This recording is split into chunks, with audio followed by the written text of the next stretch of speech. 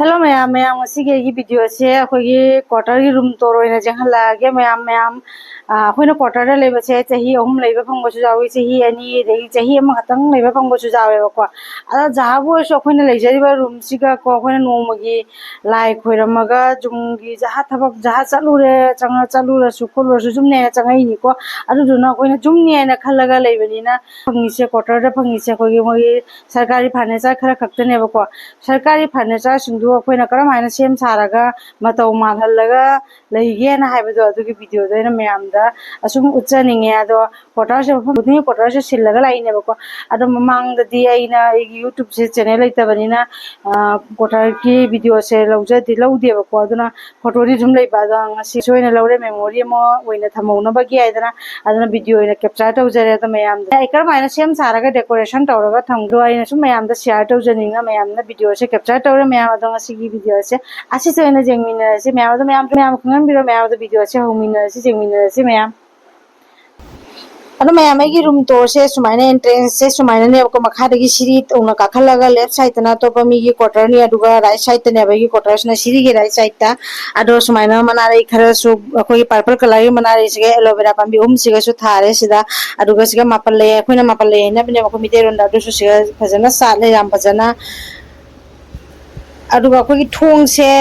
महामदा जाली की थोंग म पालगा मनुंग लो उगी थोंग ने बका थोंग हांदो पसि उचरागे मयामदा अखोई थोंग जाना हांदो नि को थोंग से सुमाइना इना हांदो चरे अहन बनी की थोंग जाना हांदोए अदुगा थोंग सिगी मथक तसु आइना ने अखोई नुमित की केनो म थेलेबा सुमाइना सिंबल म थेचरे मखादना फुटमेट म सु थम्मेबको अदुगा सिगी पर्दा से हांदोगा चंगदुइनेबको पर्दा से सुमाइना हांदोगा चंगागदी असेसे आइना अखोई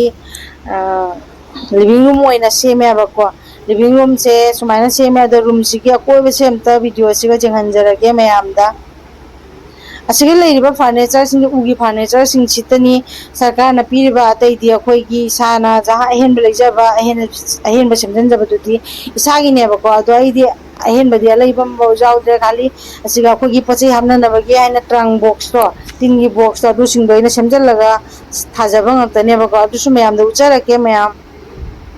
अदो पर्दा से अना ब्लू एंड व्हाइट कलर की ओइना सेमजर खंजरे को मयाम असिगी थोंग सेगिने बखोना ngai changai do maya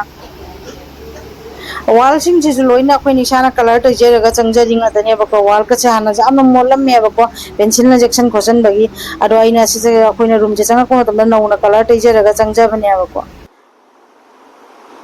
asiga tharibe se moina dining table oina pi bane bako aduga aina se khogi liner se ma tha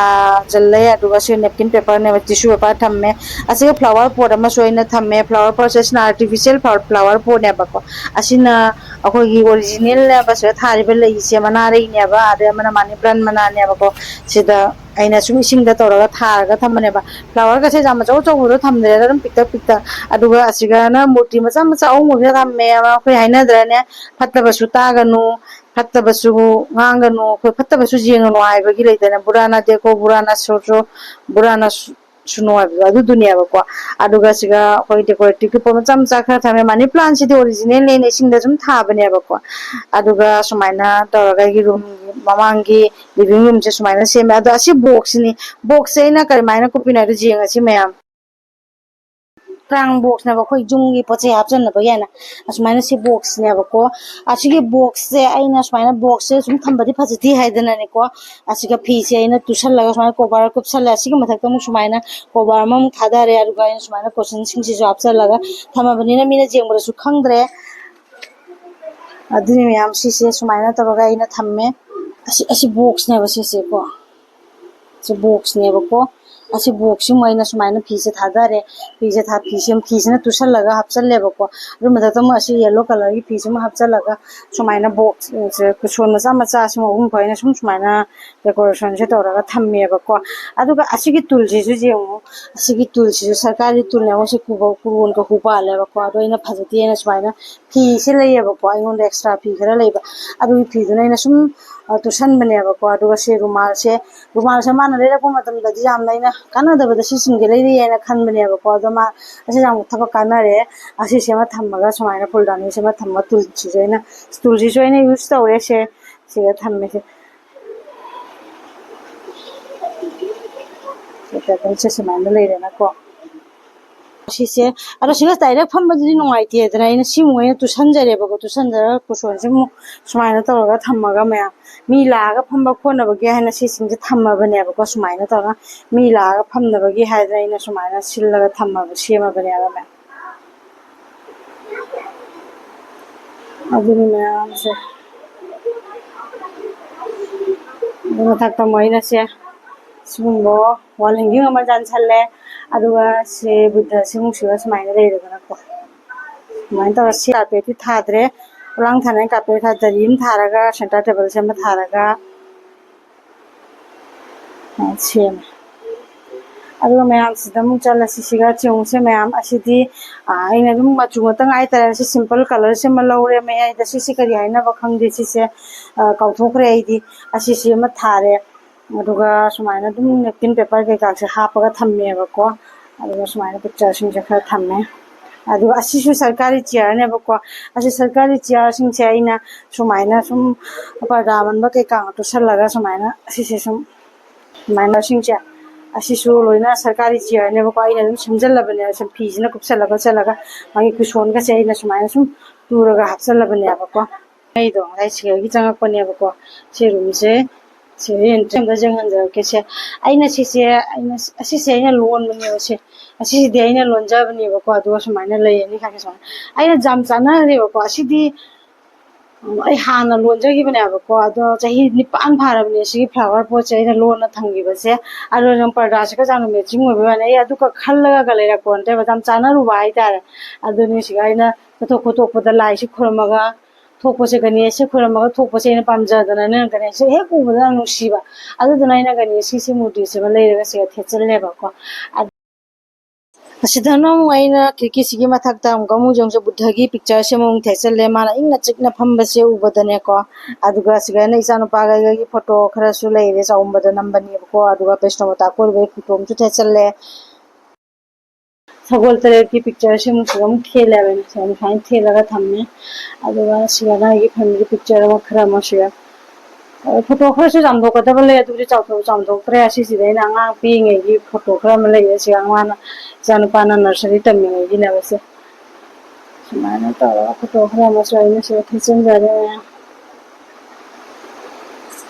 असिगा की होल्डर अमसु लेरे सिगा की सिंजे सिगा लो जानसलगा थमेबा अखोगी थोकमदना थोंगदा तला लोलमबगी अदोइदि गाड़ी की चाबी के काटो से थेले मयाम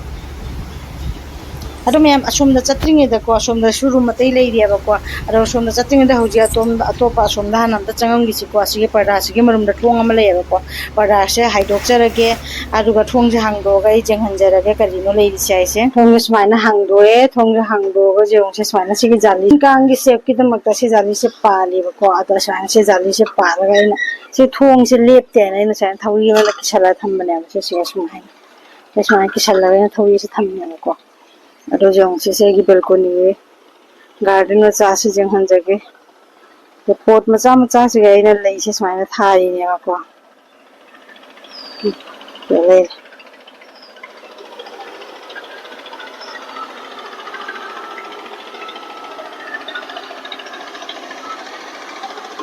लेइसे रामी जाम फजना साखरे हमको पुमैया सिसिंसे असे ngराम लो सातना लोइग्रेबा मसिगिदि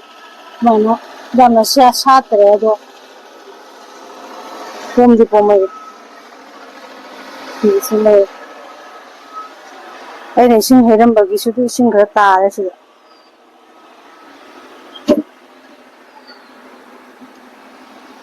सिनेगी बेलकोनीगी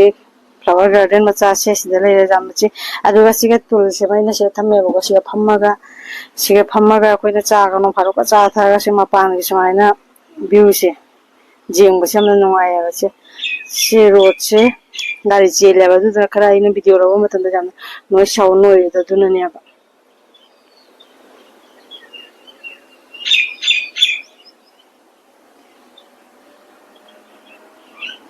सिना थांनाबा क्वार्टर गी सोंदा लेरे मै बेलकोनी नि सोंदा अटोपा क्वार्टर गी सुमाइना ꯁꯤꯁꯨ ꯂꯩꯔꯦꯕꯁꯦ ꯁꯤꯗ ꯂꯩ ꯊꯥꯕꯁꯦ ꯎꯆꯦꯛꯅ ꯇꯣꯠꯇꯅ ꯍꯦꯛꯇ ꯁꯤꯌꯦꯕꯀꯣ ꯑꯗꯣ ꯀꯨꯝ ꯑꯅꯧꯕ ꯑꯃꯨꯛ ꯊꯥꯔꯤꯅꯦ ꯑꯩꯅ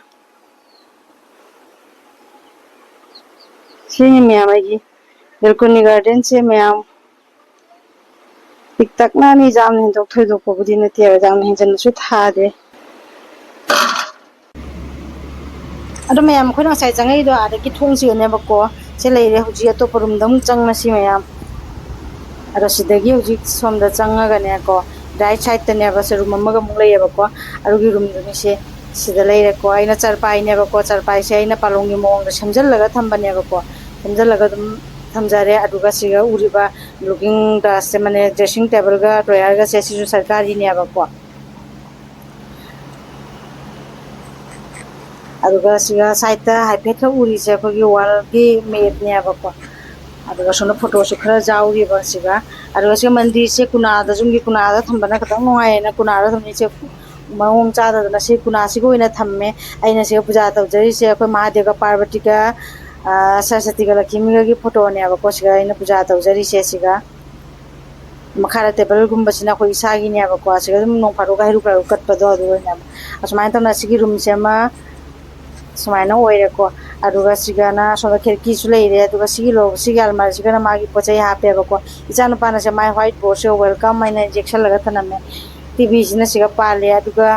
ꯁꯤꯒꯤ ꯀꯦꯂꯦꯟꯗꯔꯁꯦ ꯑꯩ ꯌꯥꯝꯅ ꯃꯊꯧ ꯇꯥꯏꯌꯦꯕꯀꯣ ꯁꯤꯒ ꯑꯩꯅ ꯖꯍꯥ ꯄꯣꯠꯆꯩ ꯁꯪꯒꯣꯝ ꯂꯧꯕ ꯈꯪꯗꯦ ꯗꯍꯤ ꯂꯧꯕ ꯈꯪꯗꯦ ꯖꯍꯥ ꯁꯦꯝꯕꯗꯣ ꯑꯩꯅ ꯁꯤꯒ ꯅꯣꯠꯕꯨꯛꯁꯦ ꯅꯣꯠ ꯇꯧꯔ ꯊꯝꯃꯦꯕꯀꯣ ꯑꯗꯨꯅꯤ ꯃꯌꯥꯝ ꯑꯗꯣ ꯐꯃꯨꯡꯁꯦ ꯕꯦꯠꯁꯦ ꯑꯩꯅ ꯁꯨꯃꯥꯏꯅ ꯉꯁꯤ ꯏꯆꯥꯅꯨꯄꯥ ꯁ꯭ꯀꯨꯜ ꯆꯠꯈꯤꯕꯒꯤ ꯁꯨꯃꯥꯏꯅ ꯂꯩꯅꯤ ꯅꯠꯇ꯭ꯔꯗꯤ ꯁꯦ ꯂꯣꯡꯒꯥꯛ ꯂꯣꯡꯉꯦ ꯅꯨꯡꯇꯤꯒꯤ ꯑꯁꯤꯒꯤ ꯔꯨꯝꯁꯤꯃꯁꯨ ꯁꯤꯒ ꯂꯩꯔꯦ ꯑꯗꯣ ꯁꯤ ꯔꯨꯝꯁꯤꯗꯒꯤ ꯍꯧꯖꯤꯛ ꯑꯃꯨꯛ ꯊꯣꯛꯂꯛꯑꯒ ꯀꯣ ꯁꯤꯒꯤ ꯂꯣꯀꯔꯁꯦ ꯑꯁꯤ ꯁ꯭ꯇꯤꯜꯒꯤ ꯂꯣꯀꯔꯁꯦ ꯑꯁꯤꯁꯨ ꯃꯣꯏꯅ ꯒꯣꯔꯃꯦꯟ ꯀ꯭ꯋꯥꯇꯔꯁꯤꯒ ꯂꯩꯔꯝꯕꯅꯦꯕ ꯍꯥꯟꯅꯒꯤ ꯑꯗꯨꯒ ꯁꯤ ꯕꯥꯊꯔꯨꯝꯁꯨ ꯑꯃꯨꯛꯇ ꯌꯦꯡꯍꯟꯖꯔꯒꯦ ꯕꯥꯊꯔꯨꯝꯁꯦ ꯁꯨꯃꯥꯏꯅ ꯍꯥꯡꯗꯣꯛꯑꯦ ꯕꯥꯊꯔꯨꯝꯁꯦ ꯁꯨꯃꯥꯏꯅ ꯍꯥꯡꯗꯣꯛꯑꯒ ꯌꯦꯡꯉꯣ ꯃꯈꯥꯗ ꯗꯁꯕꯤꯟ ꯑꯃꯁꯨ ꯊꯝꯃꯦ ꯁꯤꯒ ꯁꯤꯡ ꯑꯃꯁꯨ ꯂꯩꯔꯦ ꯑꯗꯨꯒ ꯁꯣꯝꯗꯅ ꯀꯨꯃꯨꯠꯁꯦ ꯃꯣꯏ ꯋꯦꯁꯇꯔꯟ ꯀꯨꯃꯨꯠ ꯑꯣꯏꯅ ꯄꯥꯜꯂꯦꯕꯀꯣ ꯕꯥꯜꯇꯤꯟꯗꯁꯨ ꯐꯤ ꯈꯔ ꯇꯤꯡꯉꯤ ꯑꯁꯤꯒꯤ ꯂꯩꯁꯦ ꯑꯩꯅ ꯉꯁꯥꯏ ꯏꯁꯤꯡ ꯍꯥꯞꯄꯒ ꯃꯆꯨꯝ ꯇꯥꯈꯤꯅꯕꯒꯤ ꯑꯩꯅ ꯁꯤꯒ ꯊꯅꯝꯕꯅꯦꯕꯀꯣ ꯕꯥꯊꯔꯨꯝꯁꯤꯒꯗꯤ ꯀꯩꯁꯨ ꯊꯝꯕ ꯅꯠꯇꯦꯕ ꯑꯗꯨꯅꯤ ꯃꯌꯥꯝ ꯕꯥꯜꯇꯤꯟꯗꯁꯨ ꯐꯤ ꯇꯤꯡꯁꯜꯂꯒ ꯂꯩꯔꯦ ꯑꯩꯒꯤ ꯑꯗꯨꯒ ꯁꯤꯒ ꯊꯣꯡ ꯑꯃ ꯄꯥꯜꯂꯦꯕꯀꯣ ꯁꯤ ꯊꯣꯡꯁꯦ ꯍꯥꯡꯗꯣꯛꯑꯒ ꯁꯤꯒ ꯕꯦꯜꯀꯣꯅꯤ ꯃꯆꯥ ꯑꯃ ꯂꯩꯌꯦꯕꯀꯣ ꯑꯁꯤꯒ ꯂꯩꯔꯤꯁꯦ ꯈꯥꯂꯤ ꯐꯤ ꯁꯨꯕꯒ ꯐꯤ ꯐꯧꯕ ꯈꯛꯇꯅꯦꯕꯀꯣ ꯑꯗꯣ ꯏꯁꯤꯡꯒꯤ ꯀꯔꯕꯥꯔꯒꯤ ꯇꯧꯅꯕꯒꯤꯅꯦꯕ ꯁꯤꯒ ꯑꯗꯣ ꯋꯥꯁꯤꯡ ꯃꯦꯆꯤꯟꯁꯦ ꯑꯩ ꯀꯕꯔꯁꯦ ꯌꯥꯝꯅ ꯋꯥꯎꯔꯤꯁꯦ ꯀꯩꯗꯧꯕ꯭ꯔꯥ ꯕꯦꯗꯁꯤꯠ ꯑꯃꯟꯕꯅ ꯇꯨꯁꯟꯕꯅꯦꯕ ꯑꯩꯅ ꯏꯁꯥꯅ ꯇꯨꯁꯜꯂꯒ ꯑꯗꯨꯝ ꯅꯨꯡꯁꯥ ꯄꯥꯜꯂꯦꯅ ꯑꯩꯅ ꯇꯨꯁꯜꯂꯒ ꯊꯝꯖꯅꯤꯡꯅ ꯋꯥꯎꯔꯤꯅꯦꯕꯀꯣ ꯑꯗꯣ ꯁꯤꯒ ꯑꯩꯅ ꯗ꯭ꯔꯝ ꯃꯆꯥ ꯑꯃꯗꯁꯨ ꯏꯁꯤꯡ ꯈꯔ ꯏꯁꯇꯣꯛ ꯇꯧꯔꯒ ꯊꯝꯃꯦꯕꯀꯣ ꯐꯤꯁꯦ ꯁꯨꯔꯒ ꯁꯤꯒ ꯐꯤꯁꯤꯡꯁꯦ ꯂꯣꯏꯅ ꯐꯧꯗꯣꯛꯐꯝꯅꯦꯕ ꯁꯤꯒ ꯑꯗꯣ ꯃꯈꯥꯁꯤꯒ ꯑꯩꯅ ꯀꯤꯠꯆꯟ ꯒꯥꯔꯗꯦꯟ ꯑꯃꯁꯨ ꯇꯧꯋꯦ ꯑꯗꯣ ꯑꯩ ꯁꯤ ꯌꯦꯡꯍꯟꯖꯔꯛꯑꯒꯦ ꯑꯗꯣ ꯑꯣꯏꯗꯦ ꯄꯣꯠ ꯆꯩꯁꯦ ꯊꯥꯔꯒꯅ ꯍꯨꯏꯅꯅꯦ ꯂꯩꯕꯥꯛꯁꯦ ꯈꯣꯠꯇꯣꯛ ꯈꯣꯠꯇꯣꯛꯇꯅꯅꯦ ꯄꯣꯠ ꯑꯝꯇ ꯊꯥꯕ ꯌꯥꯗꯦ ꯑꯗꯨꯅ ꯄꯣꯠ ꯆꯩꯁꯦ ꯑꯣꯏꯁꯟꯕ ꯉꯝꯗ꯭ꯔꯦ ꯑꯁꯤꯅꯤ ꯃꯌꯥꯝ ꯈꯥꯃꯦꯟꯁꯨ ꯊꯥꯏ ꯌꯦꯟꯗꯦꯝꯁꯨ ꯊꯥꯏ ꯌꯦꯅꯝꯁꯨ ꯊꯥꯏ ꯑꯗ ꯌꯥꯏꯉꯪꯁꯨ ꯊꯥꯏ ꯑꯗꯩꯗꯤ ꯄꯣꯠ ꯆꯩꯗꯤ ꯑꯗꯨꯝ ꯊꯥꯏ ꯑꯗꯣ ꯍꯨꯏꯅ ꯍꯦꯛꯇ ꯈꯣꯠꯇꯣꯛꯏ ꯑꯗꯨꯅ ꯑꯣꯏꯗꯦ ꯑꯗꯣ ꯑꯃꯨꯛ ꯁꯤꯗꯩ ꯕꯥꯊꯔꯨꯝꯁꯤꯗꯩ ꯑꯃꯨꯛ ꯊꯣꯛꯂꯛꯑꯁꯤ ꯊꯣꯛꯂꯛꯑꯒ ꯑꯃꯨꯛ ꯑꯩ ꯌꯦꯡꯍꯜꯂꯒꯦ ꯁꯤꯒ ꯑꯁꯤ ꯂꯣꯀꯔꯗꯣ ꯁꯤꯗ ꯂꯩꯔꯦꯀꯣ ꯁꯤ ꯀꯨꯅꯥꯁꯤꯒ ꯁꯨꯝ ꯊꯝꯃꯦꯕ ꯑꯩꯅ ꯑꯗꯨꯒ ꯑꯁꯤꯒꯤ ꯒ꯭ꯂꯣꯞꯁꯦ ꯏꯆꯥꯅꯨꯄꯥꯁꯦ ꯒ꯭ꯂꯣꯞ ꯌꯥꯝꯅ ꯌꯦꯡꯕ ꯄꯥꯝꯃꯦ ꯑꯗꯣ ꯃꯥꯅ ꯌꯦꯡꯕꯒꯤꯅꯤꯁꯦ ꯑꯗꯨꯒ ꯁꯤꯒ ꯑꯃ ꯂꯩꯍꯧꯔꯤꯁꯤꯅ ꯑꯩꯒꯤ ꯚꯤꯗꯤꯑꯣ ꯅꯝꯕꯒꯤ ꯇ꯭ꯔꯥꯏꯄꯣꯠꯅꯦꯕꯀꯣ ꯑꯁꯤ ꯂꯩꯔꯦ ꯍꯧꯖꯤꯛ ꯑꯁꯤꯒ ꯆꯪꯉꯁꯤ ꯍꯧꯖꯤꯛ ꯑꯁꯤꯅ ꯀꯔꯤꯅꯣ ꯍꯥꯏꯕꯗꯣ ꯑꯩꯈꯣꯏ ꯃꯥꯁꯇꯔ ꯕꯦꯗꯔꯨꯝ ꯍꯥꯏꯇꯥꯔꯦꯀꯣ ꯑꯗꯨꯅꯤ ꯃꯌꯥꯝ ꯕꯦꯗꯔꯨꯝꯁꯦ ꯑꯩꯅ ꯄꯤꯡ ꯀꯂꯔꯒꯤ ꯕꯦꯗꯁꯤꯠ ꯊꯥꯖꯔꯦ ꯑꯁꯤ ꯆꯔꯄꯥꯏꯅꯤꯀꯣ ꯄꯥꯂꯣꯡꯗꯤ ꯅꯠꯇꯦꯕꯀꯣ ꯑꯩꯈꯣꯏ ꯁꯔꯀꯥꯔꯤ ꯆꯔꯄꯥꯏꯅꯦꯕꯀꯣ ꯑꯗꯣ ꯋꯥꯜꯁꯦ ꯑꯩꯈꯣꯏꯅ ꯆꯔꯄꯥꯏꯅꯤꯅ ꯃꯥꯒꯤ ꯀꯣꯛꯔꯣꯝ ꯊꯪꯕꯗ ꯀꯔꯤꯝ ꯌꯥꯎꯗꯦ ꯆꯨꯁꯜꯂꯦꯅ ꯑꯩꯅ ꯋꯥꯜꯁꯤꯒ ꯀꯩꯅꯣ ꯊꯥꯖꯤꯟꯕꯅꯦꯕ ꯀꯩꯅꯣ ꯋꯥꯜ ꯄꯦꯄꯔ ꯊꯥꯖꯤꯜꯂꯦ ꯑꯗꯨꯒ ꯄꯔꯗꯥꯁꯤꯡꯁꯨ ꯑꯩꯅ ꯃꯆꯨ ꯆꯥꯟꯅꯅ ꯈꯟꯖꯜꯂꯦ ꯀꯨꯂꯔ ꯄꯥꯟꯕ ꯃꯇꯝꯗ ꯄꯔꯗꯥꯁꯦ ꯁꯨꯃꯥꯏꯅ ꯍꯥꯏꯗꯣꯛꯑꯒ ꯀꯨꯂꯔꯁꯦ ꯊꯥꯔꯤꯅꯦꯕ ꯑꯂꯥꯡꯕꯅꯤꯅ ꯌꯥꯝꯅ ꯁꯥꯏ ꯑꯗꯣꯀꯣ ꯑꯗꯨꯒ ꯁꯤꯁꯦ ꯃꯊꯛꯇꯁꯨ ꯂꯣꯀꯔꯁꯨ ꯂꯩꯌꯦꯕꯀꯣ ꯄꯣꯠ ꯆꯩ ꯖꯍꯥ ꯊꯥꯡꯒꯠꯅꯤꯡꯕ ꯊꯥꯡꯒꯠꯄꯁꯦ ꯑꯜꯃꯥꯔꯤꯁꯦ ꯑꯃꯨꯛ ꯏꯆꯥꯅꯨꯄꯥꯅ ꯁꯤꯒꯅꯦꯆꯔ ꯇꯧꯁꯜꯂꯤꯅꯦꯅ ꯑꯗꯣ ꯑꯜꯃꯥꯔꯤꯁꯤꯒꯅ ꯏꯆꯥꯅꯨꯄꯥꯒ ꯑꯩꯒꯤ ꯄꯣꯠ ꯆꯩ ꯍꯥꯞꯆꯜꯂꯦ ꯑꯁꯤꯒꯅ ꯃꯣꯏ ꯁꯔꯀꯥꯔꯒꯤ ꯁꯦꯠꯁꯦ ꯃꯣꯏꯒꯤ ꯑꯉꯥꯡꯁꯤꯡꯒꯤ ꯂꯥꯏꯔꯤꯛ ꯊꯝꯅꯕꯒꯤꯅꯦꯅ ꯁꯦꯝꯃꯒ ꯆꯜꯂꯒ ꯄꯤꯕꯅꯦꯕ ꯑꯗꯣ ꯃꯊꯛꯇꯅ ꯃꯥꯒꯤ ꯁꯥꯟꯅꯅꯕꯒꯤ ꯆꯦꯁ ꯈꯪꯗꯦ ꯂꯨꯗꯨ ꯈꯪꯗꯦ ꯑꯗꯨꯁꯤꯡꯗꯣ ꯊꯝꯃꯦ ꯔꯦꯛꯁꯤꯡꯁꯤꯒꯅ ꯃꯥꯒꯤ ꯄꯣꯠ ꯆꯩ ꯃꯆꯥ ꯃꯆꯥꯁꯤꯡꯗꯣ ꯑꯩꯅ ꯊꯝꯕꯤꯔꯦ ꯏꯆꯥꯅꯨꯄꯥꯒꯤ ꯃꯈꯥꯒꯤꯁꯤꯒꯅ ꯂꯥꯏꯔꯤꯛꯇꯣ ꯊꯝꯃꯦꯕꯀꯣ ꯃꯥ ꯉꯁꯤ ꯁ꯭ꯀꯨꯜ ꯆꯠꯈꯤꯕꯅꯤ ꯁ꯭ꯀꯨꯜꯗꯁꯨ ꯂꯥꯏꯔꯤꯛ ꯈꯔ ꯄꯨꯔ ꯆꯠꯈꯔꯦ ꯑꯦꯛꯁꯇ꯭ꯔꯥ ꯂꯥꯏꯔꯤꯛꯁꯤꯡꯗꯨꯅ ꯁꯤꯗ ꯂꯩꯔꯦ ꯑꯗꯨꯒ ꯁꯣꯝꯗ ꯁꯥꯏꯗꯠꯇꯁꯨ ꯃꯥꯒꯤ ꯁꯥꯟꯅꯅꯕꯒꯤ ꯕꯦꯗꯃꯤꯟꯇꯟ ꯀꯩꯀꯥꯁꯦ ꯌꯥꯟꯁꯤꯜꯂ ꯊꯝꯕꯤꯔꯦꯕꯀꯣ ꯑꯁꯤꯅꯤ ꯃꯌꯥꯝ ꯑꯁꯤ ꯔꯨꯝꯁꯤꯒ ꯀꯣꯟꯅꯅ ꯁꯤꯒ ꯂꯦꯇ꯭ꯔꯤꯟ ꯕꯥꯊꯔꯨꯝ ꯑꯃ पीएब टास्क तौना मरक्ता गिजरसु पालेबा अदु मोगी कुमुचिसु वेस्टर्न ओइन तौरे सिंगसु लेरे सिगा अदु मनुंगमदना बाथरूम लेरेबको इरु थोकला इन सेमिंजेनसे सिगी मिरर से आइना सेमजाबनेबको असिगा जेंगे अदु मथक्ता वाल क्लॉक अमसु आइना थेचलगा थम्मे asini me amai ki bedroom se sida leire ko aro ase parda se asigi marum da su kaino male do hangdo jenga lage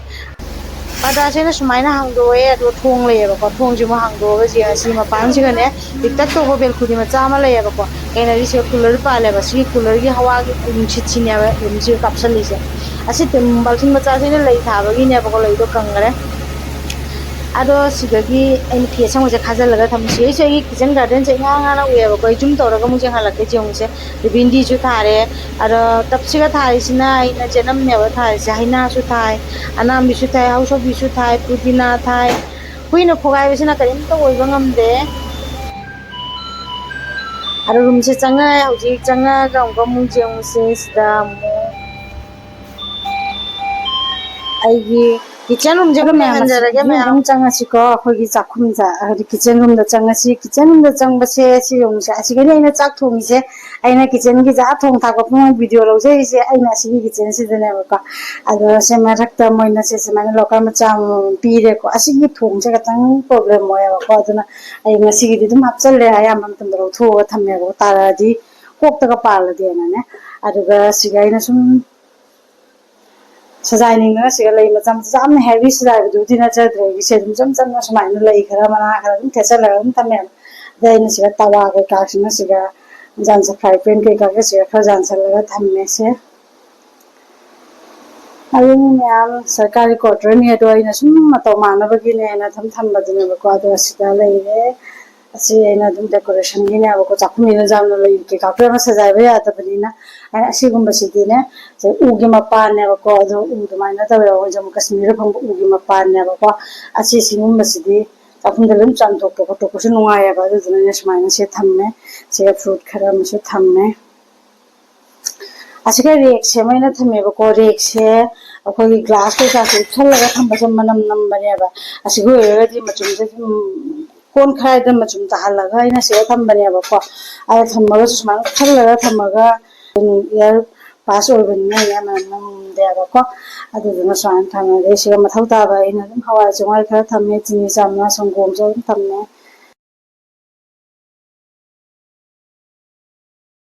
dum chimjamiyo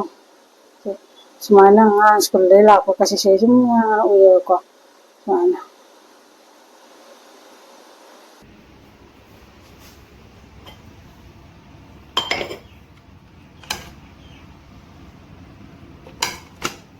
जारो में पाले से कौन खा रहा था कब लेना था ना क्या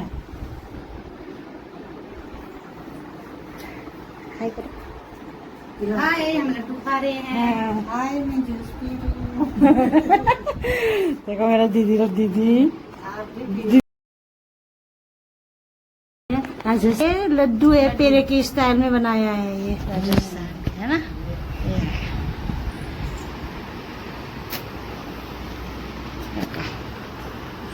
अरे मैं अखोई का लेमिनबा की ब्लॉग ता पुना लेमिनबा अखोई की दीदी होय देजी की फ्रेंड्स सिंग लागा जूस थपिनरे अखोई की चा का थपिनरे का वरी बताई ngahak सुना मिनरे अदो मोइना हाइबा की वीडियो से हिंदी दा सेमो हैना मोइना हाइबा को अदो मैं मोइ ngahak वरी सुना ना लेरे पंडित मंत्र पढ़ता है ना वैसा मैं हिंदी में वीडियो बनाने के लिए बोल रहे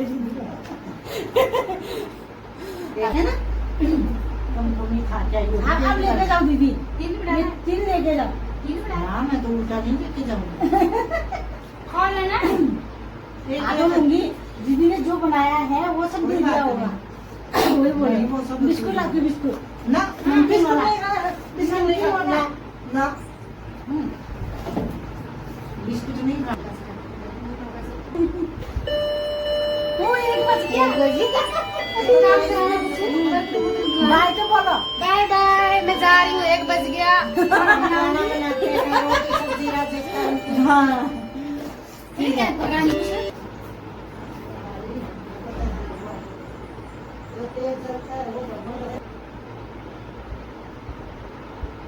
ꯑꯩꯈꯣꯏ ꯊꯪꯅꯕ ꯏꯆꯤꯟ ꯏꯅꯥꯎ ꯍꯥꯏꯗꯤꯀꯣ ꯂꯩꯃꯤꯟꯅꯔꯤꯁꯤꯡꯁꯦ ꯑꯩꯈꯣꯏ ꯏꯆꯤꯟ ꯏꯅꯥꯎ ꯑꯗꯨꯃꯥꯏꯅꯁꯨ ꯑꯗꯨꯝ ꯅꯨꯡꯁꯤꯅꯅ ꯂꯩꯃꯤꯟꯅꯩꯑꯕꯀꯣ ꯑꯗꯣ ꯃꯣꯏꯁꯨ ꯆꯠꯈꯔꯦ ꯄꯨꯡ ꯑꯃ ꯇꯥꯔꯦ ꯆꯥꯛ ꯊꯣꯡꯕ ꯃꯇꯝ ꯌꯧꯔꯦꯅ ꯑꯗꯨꯅꯤ ꯃꯌꯥꯝ ꯉꯁꯤꯒꯤ ꯑꯩꯒꯤ ꯀ꯭ꯋꯥꯇꯔ ꯇꯣꯔꯁꯦ ꯃꯌꯥꯝꯗ ꯀ꯭ꯋꯥꯇꯔꯒꯤ ꯔꯨꯝ ꯇꯣꯔꯁꯦ ꯃꯌꯥꯝꯗ ꯌꯦꯡꯍꯟꯖꯔꯦ ꯃꯌꯥꯝ ꯑꯩꯈꯣꯏꯗꯤ ꯀꯩꯗꯧꯅꯤ ꯃꯌꯥꯝ ꯀ꯭ꯋꯥꯇꯔꯗ ꯂꯩꯕꯅꯤꯅ ꯂꯩꯔꯨꯕ ꯃꯐꯝꯗ ꯖꯨꯝꯅꯦꯅ ꯈꯜꯂꯒ ꯆꯪꯉꯦ ꯂꯩꯔꯦ ꯑꯗꯨꯅ ꯁꯨꯝ ꯃꯇꯧ ꯃꯥꯟꯅꯕꯒꯦꯅ ꯈꯔ ꯁꯤ ꯁꯤꯡꯖꯔꯒ ꯁꯦꯝꯖꯕꯗꯨꯅꯦꯕꯀꯣ ꯃꯌꯥꯝ ꯑꯗꯨꯅꯤ ꯆꯍꯤ 2 ꯂꯩꯒꯦꯔꯥ 1 ꯂꯩꯒꯦꯔꯥ 3 ꯂꯩꯒꯦꯔꯥ ꯆꯍꯤ ꯑꯃꯈꯛꯇꯪ ꯂꯩꯔꯒ ꯊꯣꯛꯄꯁꯨ ꯌꯥꯎꯏ ꯁꯨꯃꯥꯏꯅ ꯀꯂꯔꯤꯡ ꯄꯦꯟ ꯇꯧꯔꯒꯅꯦꯀꯣ ꯆꯍꯤ ꯑꯃꯈꯛꯇꯪ ꯂꯩꯕ ꯐꯪꯉꯒ ꯑꯗꯨꯝ ꯊꯣꯛꯄꯁꯨ ꯌꯥꯎꯋꯦꯕꯀꯣ ꯑꯗꯣ ꯀꯩꯗꯧꯅꯤ ꯊꯣꯛꯄ ꯇꯥꯕꯅꯤꯅ ꯏꯁꯥꯒꯤ ꯌꯨꯝꯗꯤ ꯅꯠꯇꯕꯅꯤꯅ ꯀ꯭ꯋꯥꯇꯔꯗ ꯂꯩꯕꯒꯤ ꯑꯗꯨꯅꯤ ꯑꯗꯨ ꯍꯥꯏꯔꯦ ꯍꯥꯏꯅꯗꯤ ꯆꯍꯤ ꯑꯃꯈꯛꯇꯪ ꯂꯩꯕ ꯐꯪꯉꯒ ꯊꯣꯛꯏ ꯍꯥꯏꯗꯅꯁꯨ ꯑꯗꯨꯃꯥꯏꯅ ꯀꯔꯝꯍꯥꯏꯅ ꯁꯔꯀꯥरी ꯀ꯭ꯋꯥꯇꯔꯁꯦ ꯀꯃꯥꯏꯅ ꯇꯧꯒꯦ ꯍꯥꯏꯕꯗꯣ ꯃꯌꯥꯝꯗ ꯎꯠꯆꯔꯦ ꯃꯌꯥꯝ ꯉꯁꯤꯒꯤ ꯑꯣꯏꯅꯗꯤ ꯃꯇꯥꯡ ꯑꯁꯤꯗ ꯂꯣꯏꯁꯤꯟꯖꯔꯒꯦ ꯃꯌꯥꯝ ꯕꯥꯏ ꯃꯌꯥꯝ